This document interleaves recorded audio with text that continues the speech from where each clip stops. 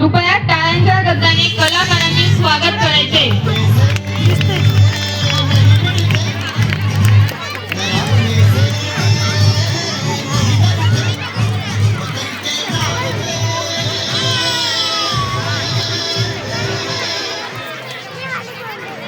आज हम आजादी दिवस मना रहे हैं, लेकिन यह आजादी हमें उपहार में नहीं मिली है.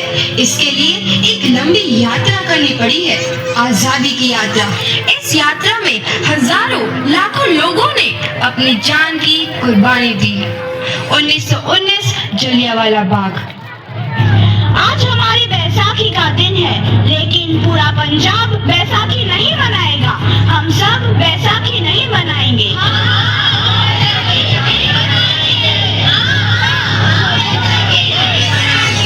जब तक हम अंग्रेजों को भारत से बाहर नहीं निकाल देते, पूरा पंजाब बैसाखी नहीं मनाएगा. अच्छा, तो तुम सब हमारा विरोध करता है. भाग जाओ यहाँ से, इसका अंजाम बहुत ही बुरा होगा. हम नहीं जाएंगे, तुम लोग जाओगे. हमें नहीं, तुमको भारत से भागना होगा. Soldiers fire!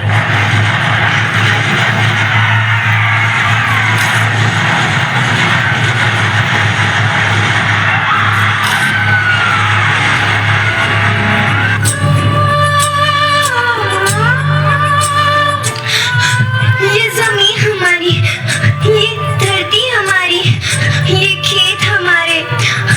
अभी थोड़ी देर पहले हमारी ये फसलें लहरा रही थी, पर इन अंग्रेजों ने हमारी फसलें बर्बाद कर दी. इन अंग्रेजों ने एक ही झटके में इन सब फसलों को काट दिया. अंग्रेजों, तुम्हारे इस अत्याचार से हम डरेंगे नहीं. इस अत्याचार का बदला लेकर रहेंगे. हम आजादी लेकर रहेंगे. जलियांवाला बाग हर हिंदुस्तानी की आंख नम कर गया. इस कांड में कितने मासूमों की आहुति चढ़ गई, इतनी हैवानियत से इंसानियत कत्ल कर दी गई. जलियांवाला बाग के हत्याकांड ने आजादी की आग में घी देने का काम किया. मासूम औरतों, बच्चों की दर्द भरी चीखें और सिसकियां इनकलाब का गूंज बनकर उभरी.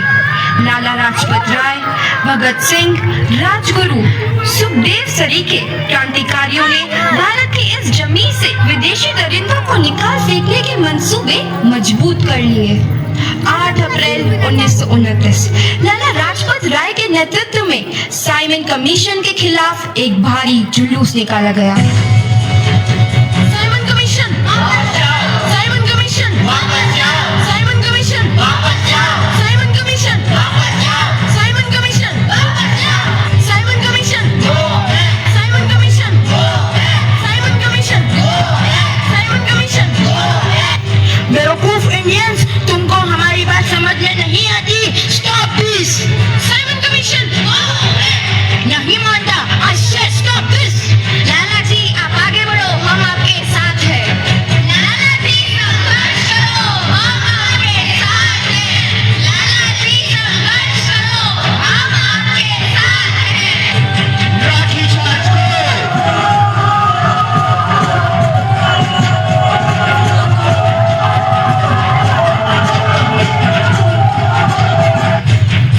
लाला जी को तो बहुत गहरी चोट लगी है, उनका सर फट गया है. मेरे शरीर में लगी एक एक लाठी अंग्रेजी सरकार के कफन में कील का काम करेगी. ये आजादी की लड़ाई रुकनी नहीं चाहिए. ये जिम्मेदारी मैं तुम सबको सौंप कर जा रहा हूँ. लाला लाजपत राय की दर्दनाक मौत के बाद भगत सिंह, सुखदेव, राजगुरु, वतन के इन मतवालों के खून में ऐसा उबाल आया जिसका सामना करना अंग्रेजी सरकार के लिए मुश्किल हो गया.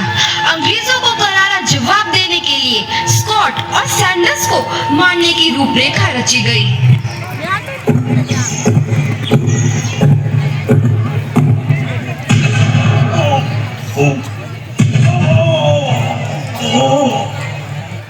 सैंडर्स मारा गया. चारों तरफ तहलका मचा था।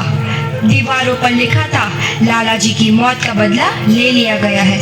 भगत सिंह समेत सभी वहां से फरार हो गए। 8 अप्रैल 1929 दिल्ली में ब्रिटिश सरकार की सेंट्रल लेजिस्लेटिव असेंबली की बैठक में 2 बम धमाके की आवाज सुनाई दी।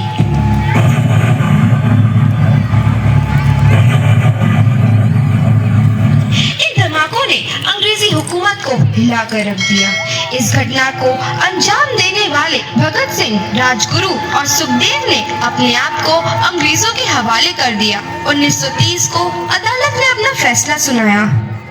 मुलजिम भगत सिंह, मुलजिम राजगुरु, मुलजिम सुखदेव को दफा 121 और दफा 302 के तहत ये अदालत तीनों को मुजरिम करार देती है और इस गुस्ताखी के लिए ये अदालत इन तीनों को सजाए मौत की सजा सुनाती है। सरफरोशी की तमन्ना अब हमारे दिल में है, देखना है जोर कितना बाजुए कातिल में है।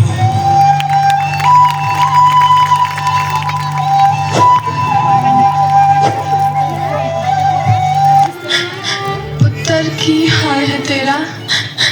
मैं चंगा हूँ माँ, फिक्र करने की कोई गल नहीं।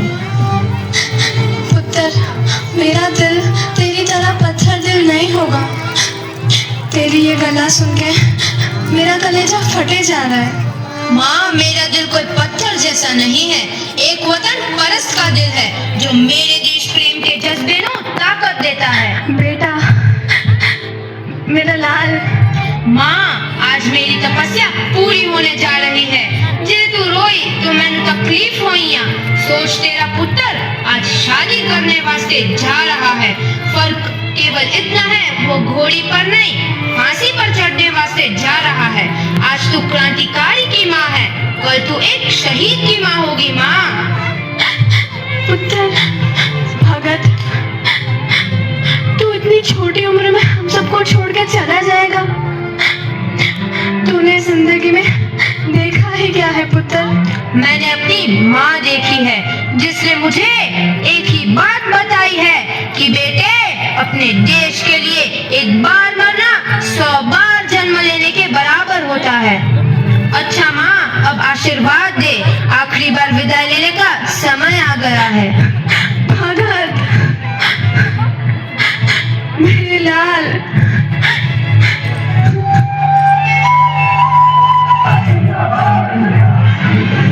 भगत सिंह, तुम्हारी कोई आखिरी ख्वाहिश? हमारे हाथ खोल दिए जाए। हम तीनों दोस्त एक दूसरे से गले मिलना चाहते हैं। उनके हाथ खोल दिए जाए।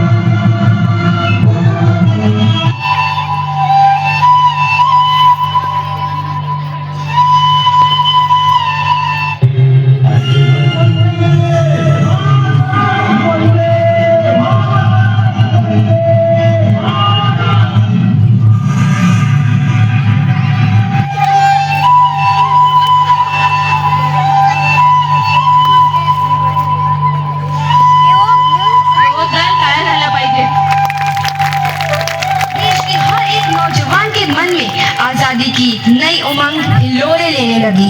अंग्रेजों भारत छोड़ो का नारा जोर पकड़ रहा था।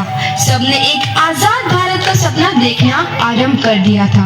हर कोई अपने अपने ढंग से इस महायज्ञ में अपनी आहुति दे रहा था। सुभाष चंद्र बोस, रानी लक्ष्मीबाई, तात्या टोपे और मंगल पांडे जैसे शहीदों की कुर्बानी रंग लाई। 15 अगस्त 1947 को भारत आजाद हुआ।